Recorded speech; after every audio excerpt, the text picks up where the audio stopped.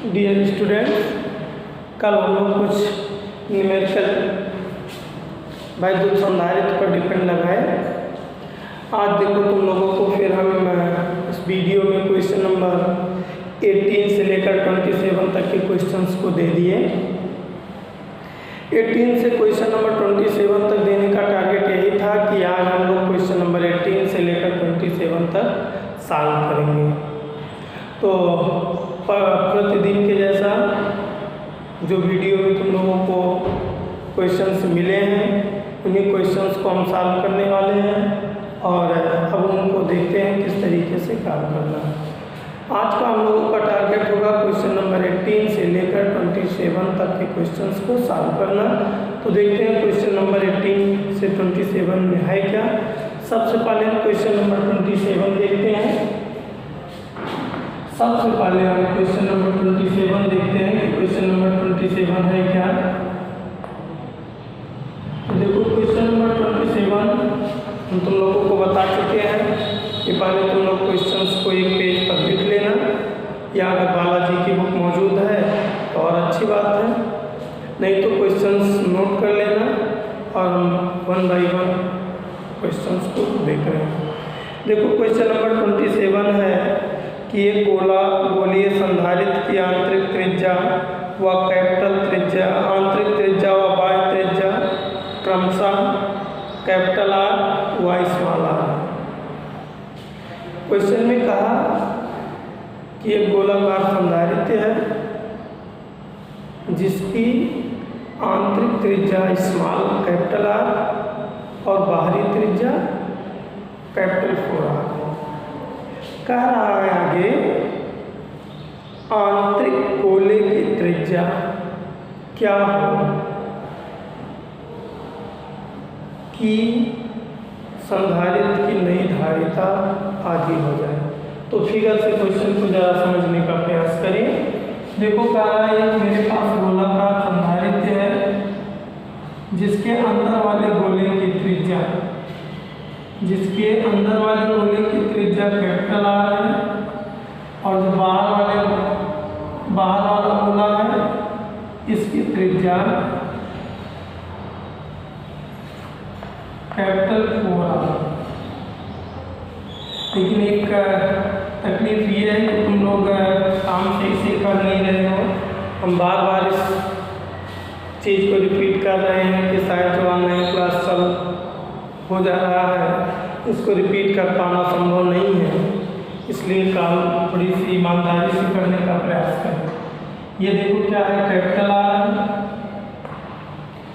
मान लो इसकी धारिता सी है, अभी न्यूमेरिकल में तो काम होगा।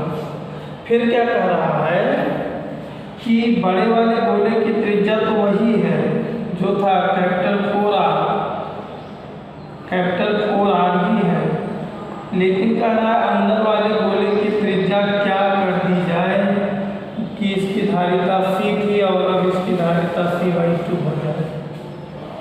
क्वेश्चन शायद समझ में अब आ गया होगा तुम लोगों को। एक गोलाकार संधारित्र है जिसके अंदर वाले गोले की त्रिज्या कैपिटल आर, बाहर वाले गोले की त्रिज्या कैपिटल 4 आर। कह रहा है कि बाहर वाले गोले की त्रिज्या वही है जो पहले थी, लेकिन अंदर वाले गोले की त्रिज्या को हम क्या कर दें कि इसकी धारिता C/2 हो जाए। क्या हो जाए, C/2। तो हम पहले इस कंडीशन पर काम करते हैं जो ऊपर दिया है। देखो एक गोलाकार संधारित्र, एक गोलाकार संधारित्र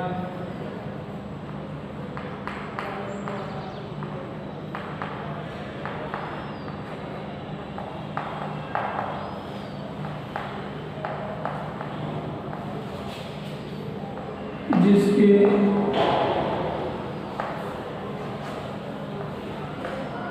आंतरिक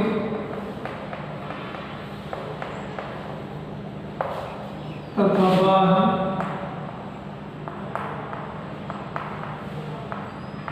गोलों की त्रिज्या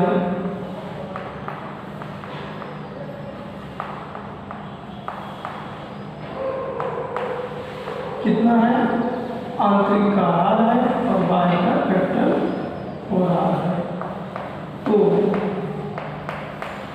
तो धारिता C कितनी होगी तुम लोगों को मालूम है, कितनी होनी चाहिए? C इक्वल टू हम लोग फार्मूला पढ़े हैं 4 पाई एप्सिलॉन 0 के capital R small r by capital R minus small r। अगर हम इस फार्मूले का इस्तेमाल करें तो हमको C इक्वल टू मिलेगा 4 पाई एप्सिलॉन 0 के, और ये क्या कैपिटल R की जगह पे क्या है 4R इंटू स्मॉल r की जगह पे क्या है स्मॉल r बाई क्या capital 4R minus capital R। अब ध्यान दो, लेकिन भाई ईमानदारी की जरूरत है। जितने लोग ईमानदारी से काम नहीं कर रहे हैं शायद कहीं ना कहीं उनके द्वारा बहुत बड़ी गलती की जा रही है। अब यहाँ पर ध्यान दो, ये साल जब हम करेंगे तो 4 पाई एप्सिलॉन 0 के 4R इंटू r क्या हो जाएगा 4R square into by 3R, एक R से कैंसिल हो गया, 4R बाई 3। कोई डाउट तो नहीं है? तो हम इसको डायरेक्ट लिख दे रहे हैं 4R बाई 3। क्या लिख दे रहे हैं? डायरेक्ट लिख दे रहे हैं C is equal to 4 pi epsilon 0 के इंटू 4R बाई 3। इसको इक्वेशन नंबर 1 कर दे रहे हैं। चला सेकंड कंडीशन देखो। अब तुम लोग ध्यान से अपना काम करो। सेकंड कंडीशन में बाहर वाले गोले की त्रिज्या कितनी है कैपिटल 4R, अंदर वाले गोले की त्रिज्या मालूम नहीं है तो x मान लो, और धारिता कितनी है C/, धारिता कितनी है C/2। कोई दिक्कत नहीं, यहाँ पर लिख दो माना आंतरिक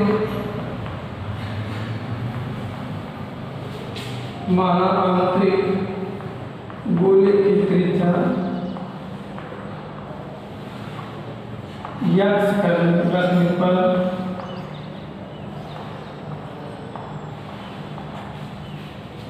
धारिता कितनी हो जाती है C/2 हो जाती है, धारिता C/2 हो जाती है। अगर ऐसा करने पर धारिता C/2 हो जाती है तो देखो हम धारिता का फार्मूला क्या जानते हैं, तुम लोगों को मालूम है। धारिता का फार्मूला हम क्या जानते हैं, गोलाकार संधारित्र की C इज इक्वल टू क्या जानते हैं बोलो 4 पाई एप्सिलॉन 0 के capital R small r by capital R minus small r। तो यहाँ पर देखो मेरा C के बजाय यहाँ क्या है C/2 है, C/ क्या है 2 है, is equal to 4 pi epsilon 0, कोई दिक्कत ही नहीं है, 4 पाई एप्सिलॉन 0 के इंटू R, कैपिटल R की जगह पर कितना है 4R है, और स्मॉल r की जगह पर x है by 4R minus x, minus क्या x। अब देखो तुमको समीकरण 1 से बहुत ध्यान से क्वेश्चन को समझते चलो।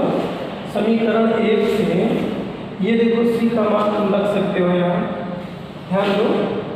समीकरण 1 से ये 2 को इधर भेज दो, 8 हो जाएगा। क्या हो जाएगा C इज इक्वल टू, यहाँ ध्यान दो, C इज इक्वल टू क्या होगा 8 पाई एप्सिलॉन 0 के और 4 capital R into x by capital 4R minus x। ये देखो समीकरण 1 से C का मान तुम रख सकते हो। यहाँ पर देखो समीकरण 1 से C का मान तुम रख सकते हो। C का मान क्या है 4 पाई एप्सिलॉन 0 के और क्या है देखो इंटू 4 कैपिटल R बाई 3। देखो C का मान यही तो समीकरण 1 में ले लो। अगर हम वो वैल्यू रख दें तो यहाँ पर क्या आएगा देखो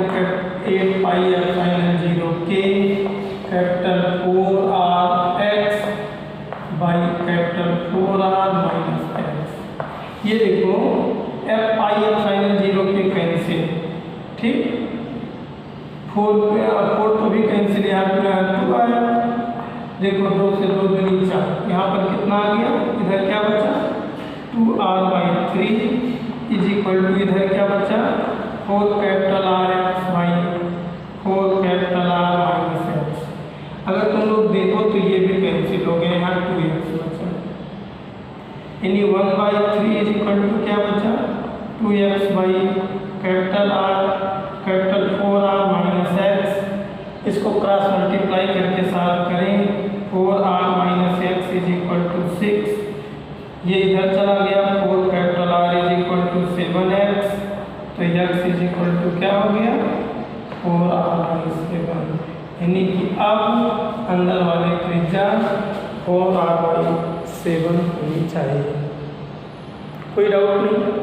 इसी तरीके से अब हम लोग क्वेश्चन नंबर 26 देखते हैं। क्वेश्चन नंबर 26 क्या है, इसी तरीके से हम लोग क्वेश्चन नंबर 26 भी देखते हैं कि क्वेश्चन नंबर 26 है क्या। क्वेश्चन नंबर 26 तुम लोगों के बुक में है, थोड़ा बहुत अच्छा सा क्वेश्चन। क्वेश्चन नंबर 26 कह रहा है 12 वोल्ट की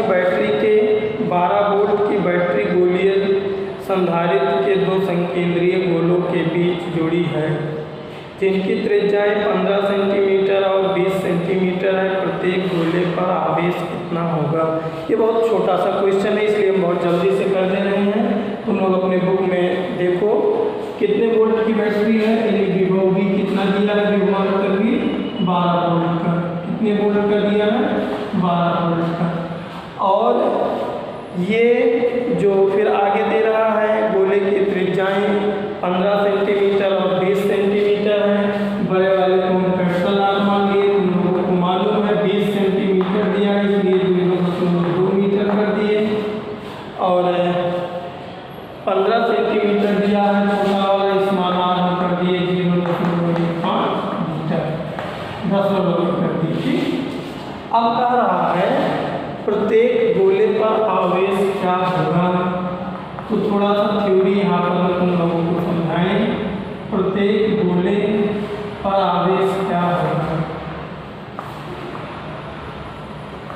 प्रत्येक गोले पर आवेश, तो थोड़ा सा यहाँ पर थ्योरी का सहारा लेंगे तुम लोगों को समझाने के लिए। ये देखो, ये जो गोलाकार संधारित्र होता है, गोलाकार संधारित्र का कुछ काम ऐसा है, देखो ये स्मॉल R त्रिज्या का कोई गोला होता है और ये दूसरा वाला कैपिटल R त्रिज्या का कोई गोला होता है, ठीक। अंदर वाले गोले को हम स्रोत से जोड़ देते हैं तो इस पर पॉजिटिव चार्ज आ जाता है, और बाहर वाले गोले को क्या करते हैं पृथ्वी से जोड़ देते हैं, जिससे प्रेरण के कारण इस पर ऋण आवेश आ जाता है। तो ये जब हम तुम लोगों को समझाए थे तो हमने ये तुम लोगों को समझाया, जितना अंदर वाले गोले पर धन आवेश होगा उतना ही बाहर वाले गोले पर ऋण आवेश होगा। तुम लोगों को हमने समझाया था कि जितना अंदर वाले गोले पर धन आवेश होगा उतना ही बाहर वाले गोले पर ऋण आवेश होगा। यानी कि देखो ये हम फार्मूला एक पढ़े हैं, C=Q/V, Q यहाँ से होगा C/V, यहाँ ध्यान से समझना। तो ये जो Q आएगा उतना ही आवेश अंदर वाले गोले पर भी होगा और उतना ही आवेश बाहर वाले गोले पर होगा। अंतर बस इतना होगा कि अंदर वाले गोले पर उतना ही जो आएगा धनावेश होगा और बाहर वाले पर, यानी कि इस फार्मूले से अभी जब हम Q=C/V निकालेंगे वही दोनों गोले पर क्या होगा आवेश होगा। तो अब देखो, अब आगे का थोड़ा सा काम बचा हुआ है, हम करने वाले नहीं हैं इस क्वेश्चन को। देखो प्रत्येक गोले पर आवेश तुम्हें लोगों को करना है, प्रत्येक गोले पर आवेश, प्रत्येक गोले पर आवेश Q देखो C=Q/V होता है, तो यहाँ से Q क्या हो जाएगा C/V। ये देखो तुमको तो यहाँ पर हम गोलाकार संधारित्र की धारिता का सूत्र लगाकर गोलाकार संधारित्र की धारिता का सूत्र लगाकर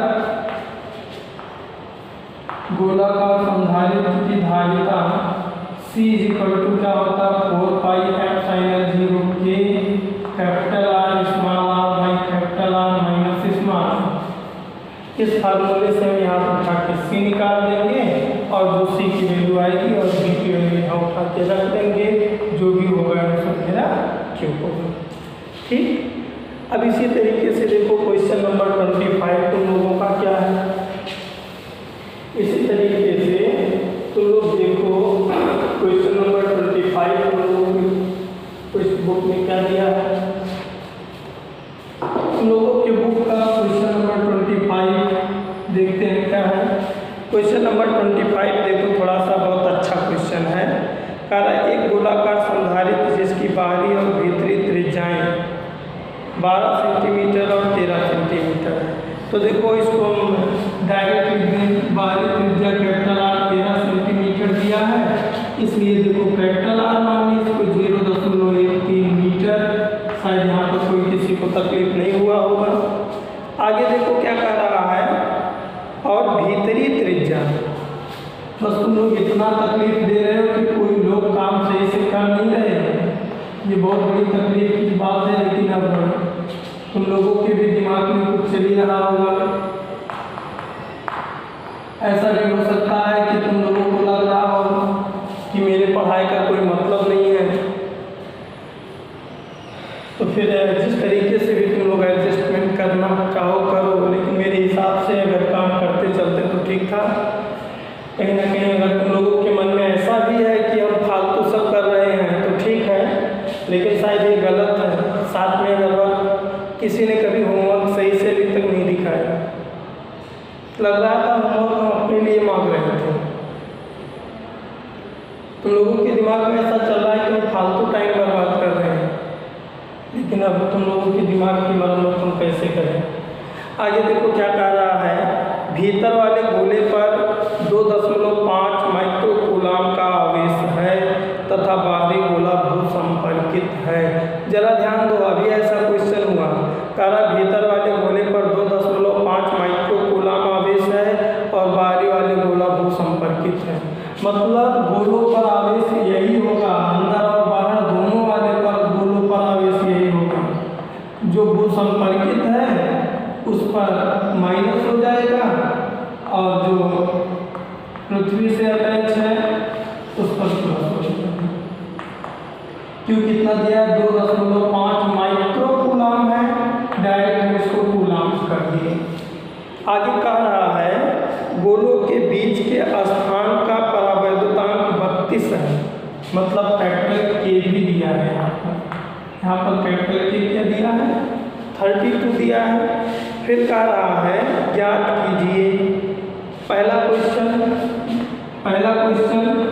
ये कह रहा है संधारित्र की धारिता, तो शायद तुम लोग कर लोगे।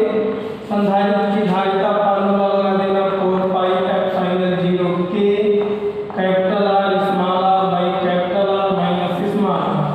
देखो इतनी की वैल्यू तुम लोगों को मालूम है 1/9 इंटू 10 टू पावर 9, और ये जो k की वैल्यू है क्या है 32 है। कैपिटल R की वैल्यू है 0.13 माइनस स्मॉल r की वैल्यू है 0.12 और यहाँ पर 0.13 माइनस 0.12। ये तुम्हारा पहला आंसर दे देना। इसी तरीके से दूसरा कह रहा है भीतर वाले गोले पर विभव। तो देखो दूसरा पार्ट है, इसका कैसे करोगे। दूसरा पार्ट है भीतर वाले गोले पर विभव। भीतर वाले गोले पर विभव, तो जब भीतर वाले गोले पर विभव निकालना होगा तो तुम लोग जानते हो C = Q/V होता है। तो यहाँ से V क्या लिख सकते हैं Q/। ये देखो ऊपर Q मौजूद है तुमको यहाँ, और अभी C निकालेगा, फट से भी आ जाएगा कि नहीं आ जाएगा। इसी तरीके से ये कह रहा है भीतरी गोले की इस द्रव में रखकर विलगित गोलीय चालक मान लें। कह रहा है जो अंदर वाला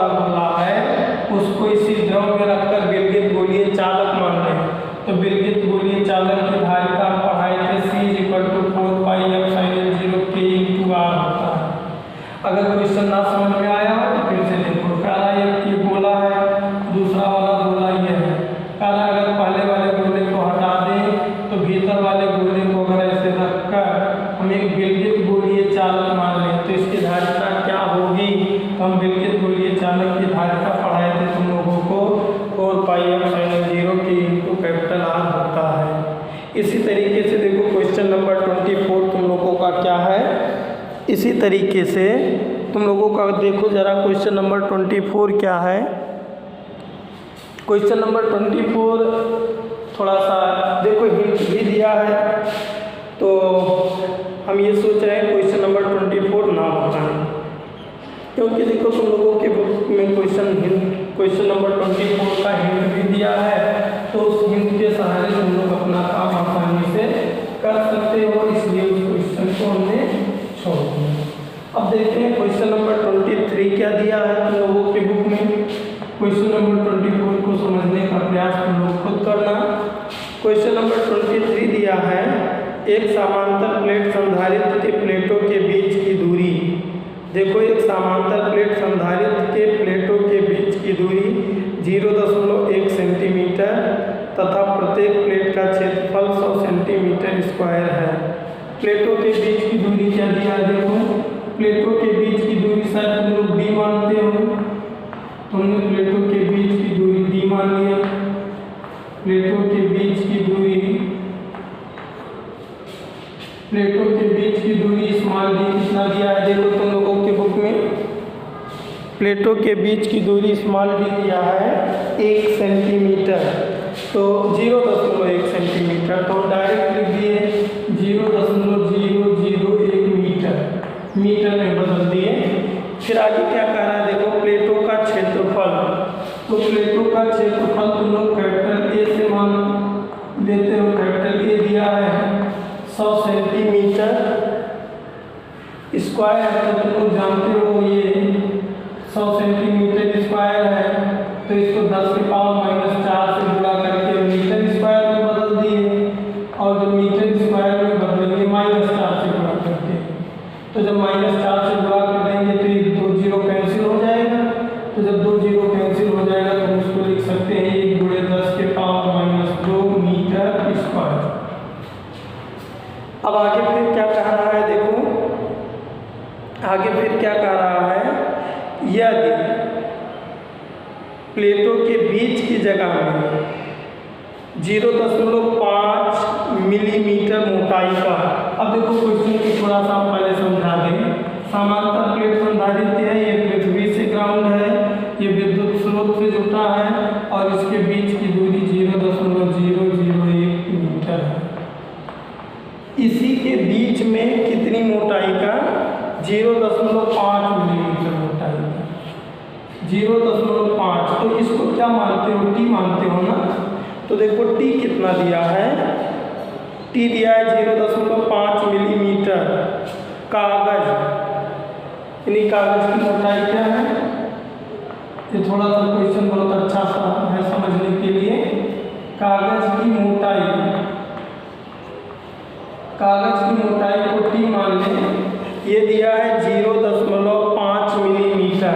तो थोड़ा सा तुम लोग यहाँ पर हेल्प करो, ये मिलीमीटर में है, 1 मिलीमीटर को मीटर में बदलने के लिए 10 के पावर -3 से गुणा करते हैं, ये भी दशमलव है, तो हम सीधा इसको लिख दे रहे हैं 5 × 10 के पावर -4 मीटर। कोई दिक्कत नहीं हुआ होगा सबको। कागज की पट्टी है जिसका परावैद्युतांक 3 है, तो केवल क्या लिख दें 3। क्वेश्चन को और आगे पढ़ो, काला 0.5 मिलीमीटर मोटी अवरक। अब एक समस्या है, एक प्लेट और है ऐसे, ये एक प्लेट और है, इसकी मोटाई T, अब इसकी भी मोटाई T माननी पड़ेगी, इसलिए इसको क्या करो T1 मान लो, तो ये क्या हो जाएगा T2। अब के बाद अवरक की मोटाई कितनी दिया है, देखो T2। क्वेश्चन में थोड़ा सा ही बहुत अच्छा क्वेश्चन आ गया। अवरक की मोटाई T2 देखो कितना दिया है 0.5 मिलीमीटर, तो ये भी वही है, डायरेक्ट लिखते हैं 5 × 10 के पावर इसका परावैद्युतांक K2 कितना दिया है, देखो इसका परावैद्युतांक 5 दिया है। तो कह रहा है संधारित्र की धारिता की परिकल्पना कीजिए, सी पूछा। बहुत अच्छा सा क्वेश्चन मिला आपकी बात, इसको थोड़ा सा तुम लोग देखो। कह रहा है संधारित्र की धारिता का परिकल्पना कीजिए। तो देखो जब T मोटाई का कोई परावैद्युत पदार्थ रखा हो तो हमें फार्मूला पढ़ाए थे C = K A epsilon 0 by D - T plus T by K। तो देखो अभी एक फार्मूला इसका अभी हम नहीं पढ़ा पाए क्योंकि चैप्टर खत्म ही नहीं है कम्प्लीटली, तुम लोगों को मालूम है। एक फार्मूला हम तुम लोगों को ये पढ़ा चुके हैं, A epsilon 0 by D - T by, ऐसा पढ़ा चुके हैं तुम लोगों को। लेकिन देखो जब एक पट्टी ना होकर 2 या 3 पट्टियाँ लगी हों तो उसके लिए एक दूसरा फार्मूला यूज करते हैं हम लोग, वो देखो कैसे। तो पहले वो जो दूसरा फार्मूला यूज करते हैं वो समझ लें। मान लो एक पट्टी लगी हो तो ये फार्मूला होगा, ये देखो यहाँ एक पट्टी अगर लगी हो, लेकिन अगर 2 पट्टी हो तो यहाँ पर देखो C = क्या कर देंगे फार्मूले में A epsilon 0 D - T T1 T2 कर देंगे, T1 + T2 कर देंगे, और प्लस यहाँ पर क्या कर देंगे T1 by K1 plus T2 by K2 कर देंगे। क्या कर देंगे T1 ऐसे 3 होता 3 के लिए बना देते, 4 होता तो 4 के लिए बना देते। समझ में आई बात कि नहीं आई? यानी कि क्या करोगे, अतः समांतर प्लेट संधारित्र की धारिता क्या लिखोगे, अतः समांतर प्लेट संधारित्र की धारिता, समांतर प्लेट संधारित्र की धारिता C = फार्मूला होगा A एप्सिलॉन 0 by क्या D - T1 plus T2, D minus क्या T1 प्लस T2 और plus T1 by K1 plus T2 by K2। इस फार्मूले का तुम लोग इस्तेमाल करना, इस फार्मूले से तुम लोगों का आंसर आ जाएगा। इसी तरीके से अब अगला क्वेश्चन देखते हैं हम लोग। क्वेश्चन नंबर क्या है 23 था, क्वेश्चन नंबर 22 अब देखते हैं क्या है। कोई डाउट तो किसी को नहीं होनी चाहिए। इसी तरीके से अब क्वेश्चन नंबर 22 देखते हैं हम लोग।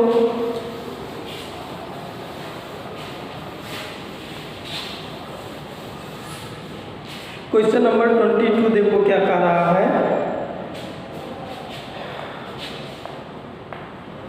क्वेश्चन नंबर 22 कह रहा है एक समांतर, अब देखो अब धीरे धीरे हम क्वेश्चन को छोड़ना शुरू कर रहे हैं। देखो क्वेश्चन नंबर 22, एक समांतर प्लेट संधारित्र प्रत्येक प्लेट का क्षेत्रफल, प्रत्येक प्लेट का क्षेत्रफल थोड़ा सा जल्दी करेंगे। प्रत्येक प्लेट का क्षेत्रफल एक कितना दिया है 6 × 10⁻³ मीटर। देखो 6 × 10⁻³ मीटर का स्क्वायर। आगे क्या दे रहा है, उनके बीच की दूरी 3 मिलीमीटर है, मतलब डायरेक्ट कर दें 3 × 10⁻³ मीटर, ये डी दिया है। फिर आगे क्या कह रहा है, संधारित्र की धारिता ज्ञात कीजिए। तो क्या दिक्कत है, फार्मूला लगा देना C = K A epsilon 0 by D, ठीक, यहाँ से तुमको C मिल जाएगा। फिर आगे क्या कह रहा है, यदि 100 वोल्ट के बैटरी से जोड़ दिया जाए, V कितना दिया है 100 वोल्ट दिया है। ये इधर ही कुछ क्वेश्चन होंगे। तो Q कितना होगा, दोबारा फार्मूला लगा देना C = Q by V, Q = C × V। हो गया। क्वेश्चन नंबर देखो इसी तरीके से क्वेश्चन नंबर 21 थोड़ा सा समझाने की ज़रूरत है। क्वेश्चन नंबर 21 देखो क्या है। क्वेश्चन नंबर 21 है, क्वेश्चन नंबर 21 है एक समांतर प्लेट वायु संधारित्र, यानी देखो कह रहा है एक समांतर प्लेट वायु संधारित्र। तो वायु संधारित्र है तो इसका मतलब के का मान कितना होगा 1 होगा। वायु संधारित्र जिनके प्लेटों का क्षेत्रफल 100 सेंटीमीटर स्क्वायर और बीच की दूरी 5 मिलीमीटर है। प्लेट को 300 वोल्ट के विभवांतर स्थापित किए गए हैं। देखो स्पेक्ट्रम पे कितना दिया है, 100 सेंटीमीटर स्क्वायर को हम डायरेक्ट लिख दिए 1×10⁻² मीटर स्क्वायर। शायद सही है। प्लेटों के बीच की दूरी डी कितना है, 5 मिलीमीटर, मतलब 5×10⁻³ मीटर। आगे क्या कह रहा है, 300 वोल्ट तक आवेशित किया जाता है। वी कितना है, 300 वोल्ट। फिर आगे पढ़ो, कह रहा है यदि संधारित्र, आगे देखो क्या कह रहा है, यदि बैटरी को हटाकर वायु के स्थान पर 2.6 परावैद्युत पदार्थ भर दिया जाए तो प्रारंभिक व अंतिम धारिताएं ज्ञात कीजिए। तो देखो पहले क्वेश्चन तो कह रहा है पहले इसी पर काम करो। अगर मेरा ऐसा काम होता, वायु संधारित्र है तो के कितना होगा, ए।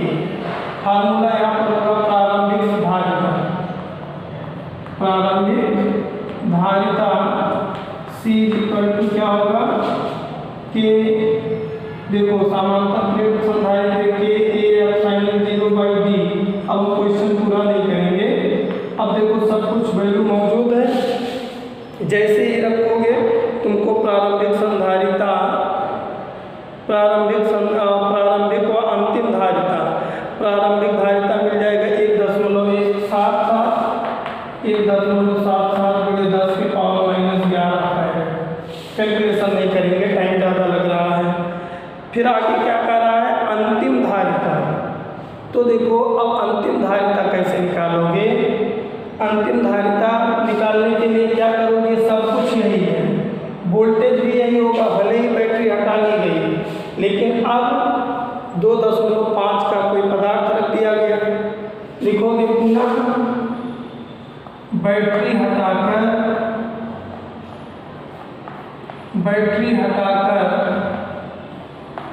2.K = 2.5 वाला पदार्थ भर दिया जाता है तो नई धारिता फार्मूला लगाओगे C = K/ε0/d। सब कुछ वही, K का मान केवल बदल जाएगा और मान रख दोगे, K का मान रख दोगे, A का मान 1×10⁻², सब कुछ मान रख दोगे तो नई धारिता C' मिल जाएगी तुमको। तो इसको कैलकुलेट करोगे तो ये आएगा 4.6 × 10⁻11 है। फिर तुम्हारे क्वेश्चन में कह रहा है प्लेट, देखो ये क्वेश्चन तो छूट ही गया, पहला क्वेश्चन इसका, प्लेटों के बीच नया विभवांतर। तो देखो जब ये हो जाता है तो क्वेश्चन में पूछ रहा है नया विभवांतर, ये हम तुम लोगों को दूसरा पार्ट बता दिए, तो पहला आप देख लो, पहला भी देख लो। प्लेटों के बीच नया विभवांतर पूछ रहा है, मतलब जब धारिता ये हो जाती है।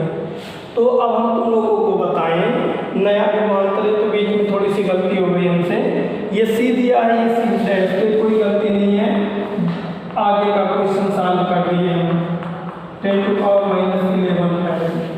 तो नई धारिता निकालने, नया विभवांतर पूछ रहा है, तो देखो नया विभवांतर निकालने के लिए क्या करोगे, पहला वाला क्वेश्चन देखो, नया विभवांतर, जब नया विभवांतर तुम लोगों को निकालना होगा तो देखो C = Q/V होता है। तो यहाँ पर देखो नया वाला चाहिए, तो यहाँ पर क्या कर दोगे, C'/Q/V। तो अब तुम लोगों के पास देखो Q नहीं मालूम है, तो एक काम करोगे, पहले Q निकाल दोगे इस कंडीशन से। देखो C = Q/V होता है, तो Q = यहाँ से क्या हो जाएगा, C × V। ये देखो इस C का मान यहाँ है 1.77 × 10⁻11 और V का मान ये है। तो ये देखो तुमको मिल गया Q, ठीक। तो तुम लोग सोच रहे होंगे कि इस पुराने वाले C का यूज क्यों कर लिए। पुराने वाले C का V दिया था, तो पुराने वाले C का यूज करके हम ये निकाल दिए कि वास्तव में प्लेट पर कितना आवेश मौजूद है।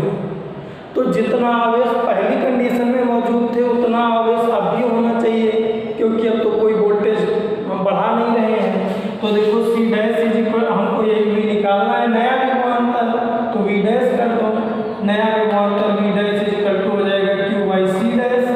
तुमको क्यू का मान यहाँ से मिल जाएगा और सी डैश का मान ये। अब इस तरीके से देखो क्वेश्चन नंबर 21 तक हम बता दिए, 20, 29 और 18 तुम लोगों को सॉल्व करना है।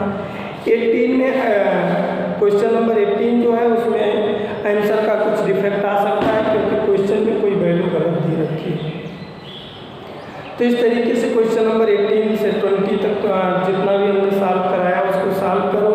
और हम बार बार तुम लोगों से रिक्वेस्ट कर रहे हैं कि तुम लोग इस क्वेश्चन को ईमानदारी से सॉल्व करो, क्योंकि जब तक तुम लोग मन से नहीं पढ़ रहे हो, जब तक इस क्वेश्चन को सॉल्व करके हमको दिखा नहीं रहे हो, तब तक हमको यही अनुभव हो रहा है या तो हम पागल हैं या तो तुम लोग पागल हो। दोनों में से कोई एक पागल है, और हमको ज़्यादातर लग रहा है हम ही पागल हैं, क्योंकि ये क्वेश्चन हम लगातार सॉल्व कराते जा रहे हैं और तुम लोगों की कोई प्रतिक्रिया नहीं मिल रही है। जब तक होमवर्क हमको मिलना नहीं सही शुरू होता है तब तक हम यही समझ कर चल रहे हैं कि हम खुद ही पागल हैं जो बिना होमवर्क के सॉल्व करते हुए चल रहे हैं।